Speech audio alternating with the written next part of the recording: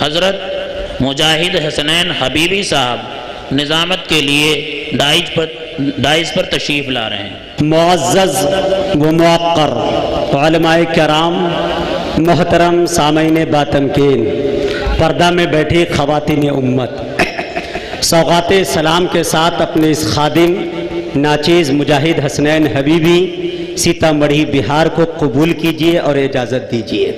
السلام علیکم ورحمت اللہ وبرکاتہ۔ ماشاءاللہ بڑے اچھے لوگ ہیں۔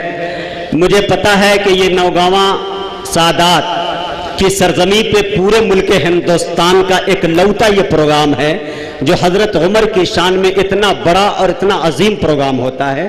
یہ ہم اپنے اساتذہ سے سنتے آئے ہیں اور آج میری نگاہوں نے یہ دیکھا۔ آئیے سب سے پہلے میں یہ بات یہ بتا دوں کہ آج کے اس عظیم الشان مشاعرے کی جو بڑی جاندار، شاندار، بڑی باوقار جو صدارت فرما رہے ہیں، ہم سب کے لیے تو یہ بہت خوش فہمی ہے اور باعث سند ہے کہ ایسی ہستی ہمارے بیچ موجود ہے۔ اگر یہ کہہ لیا جائے کہ عصر جدید کے نباز عظیم، ادب و انشاء کے سہسوار قلم، علم و عمل کے ماہتاب و آفتاب، درس و تدریس کے جوہر نایاب، حضرت اقدس الحاج جناب حضرت مولانا مفتی عبد الرحمن صاحب قاسمی دامت برکاتہم مدظ اللہ العالی، ناظم اعلیٰ مدرسہ انصار العلوم نوگاواں سادات، آج کے اس مشاعرے کی صدارت فرما رہے ہیں اور آپ خلیفہ بھی ہیں۔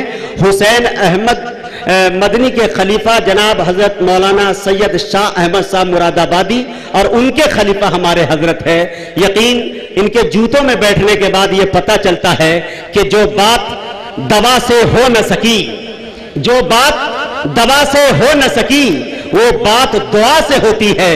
جب مرشد کامل ملتے ہیں تو بات خدا سے ہوتی ہے۔